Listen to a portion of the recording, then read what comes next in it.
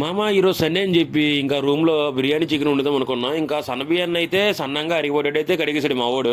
చికెన్లో కారం వేయకుండా కారంలో చికెన్ వేసి కలిపినట్టు ఉన్నాడు. అందుకే ముక్కలు ఎర్రగా మెరిసిపోతున్నాయి. చికెన్ 10 కేజీలు తెచ్చినట్టు మా మామ అయితే 1 కేజీ ఉల్లిపాయలు అయితే కోస్తాడు. ఇంకా నైట్కి కూడా ఇప్పుడే కోసినట్టున్నాడు. నేనైతే అన్నాను ఇంకా ఉల్లిపాయలు కూర వండారా ఇంకా చికెన్ ఎందుకైతే అన్నాను. మా మామ అయితే నిజంగా ఉల్లిపాయలు కూర వండినట్టున్నాడు. ఎందుకంటే ఉల్లిపాయలు మిరపకాయలు వేసి కలిపేస్తుండు. కారంతో కలిపిన ముక్కలు కళాయిలో వేసి మా ఫ్రెండ్ అయితే కలుపుతుండు. ఏదేమైనా కలిపిన ముక్కలు కళాయిలో వేస్తే ఏదో ఒక చిన్న మజా అయితే వస్తుంది.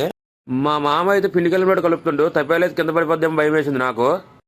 మా అన్న అయితే వేడి నీటిలో సన్నంగా అరిపోయిన బియ్యం అయితే వేసిండు. ఎందుకంటే చికెన్తో బిర్యానీ కాంబినేషన్ దూలగా ఉంటుందని. ఒక పక్క బిర్యానీ ఒక పక్కన చికెన్ అయితే ఉడుకుతుంది. ఇంకా బిర్యానీ అయితే తప్పేళ్ళ అయితే వచ్చింది. ఇంకా ప్లేట్లు అయితే రెడీ చేసుకోవాలి. ఈ బిర్యానీ మొత్తం మనమే తినాలా.